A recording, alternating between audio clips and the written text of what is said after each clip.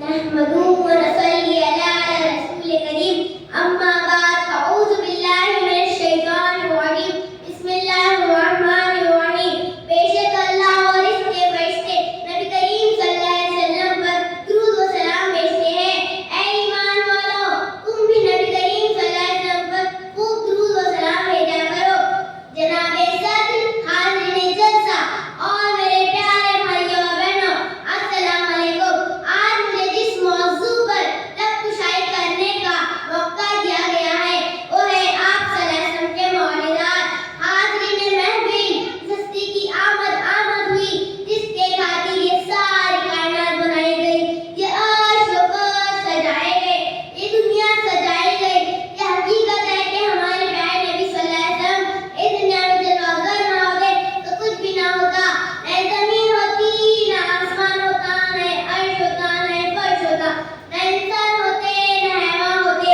लेकिन इस शायर ने खूब कहा है, मिटते हैं मिट जाएंगे अदा तेरे, मिटते हैं मिट जाएंगे अदा तेरे, न मिटा है न मिटेगा कभी चर्चा तेरा।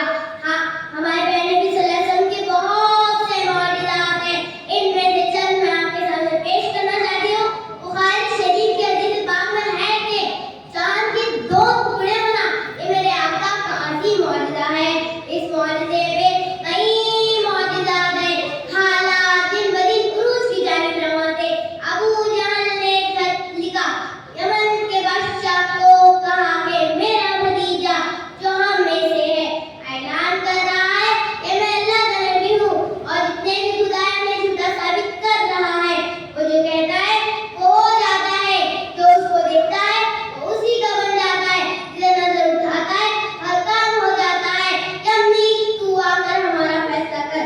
जब इब्न बादशाह में आता है, यानी मक्का मुकर्रमा में ये बादशाह अबू जहल के पास पहुंचा और कहा क्या मामला है।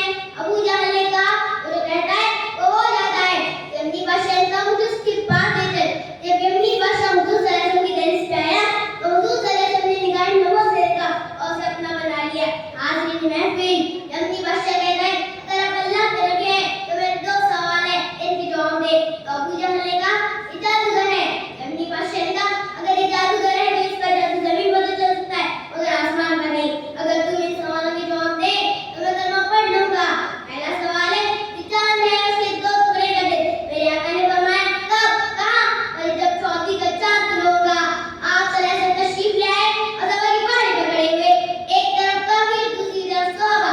काफिर खुश हो रहे थे कि आज काम नहीं होगा, सहाबा का इल्म है कि आज काम होकर रहेगा। मेरे आका ने फरमाया कि ऐ अम्मी क्या चाहते हो? कहा हुजूर चांद के दो टुकड़े कर दे। मेरे आका ने चांद की तरफ नजर उठाई कि वही चांद है जब अली माँ के आंगन में हबीब का जूड़ा गिरता तो चांद की दस्त करने लगता। मेरे आका ने चांद की तरफ उंगली से इशारा किया कि चांद लख्त हुआ और मेरी अम्मी कदमों में गिरा। अर्ज करता है हुस्न बेमिसाल देखे आमिना का लाल देखे, हुस्न बेमिसाल देखे आमिना का लाल देखे, पूरा नबी रश आ गया आमिना का लाल देखे। यमनी ने कलमा पढ़ लिया उंगली दा कमाल देखे। आका कलमा पढ़ा दे। आका ने फरमाया ये तेरा दूसरा सवाल क्या था? आका अब कहते हुए शर्म आती है। मेरे आका ने उसे अपने सीने से लगाया और कहा अम्मी बता तो सही तेरा दूसरा सवाल क्या था? आका अब जरूरत नहीं है। मेरे आका ने फरमाया अगर मैं बताऊं तो फिर क्या होगा? अर्ज की बता दे। यमनी ने कहा ईमान और पक्का हो जाएगा। मेरे हुजूर सल्लल्लाहु अलैहि वसल्लम ने फरमाया तेरी एक बेटी है, तू एक मुल्क का बादशाह है, तूने बड़े बड़े कबीरों को बुलाया लेकिन सब ने ला इलाहा करार दिया। तू चाहता है कि वो ठीक हो जाए। अल्लाह ने इसे आंखें तो दी है लेकिन वो देख नहीं सकती, कान तो दिए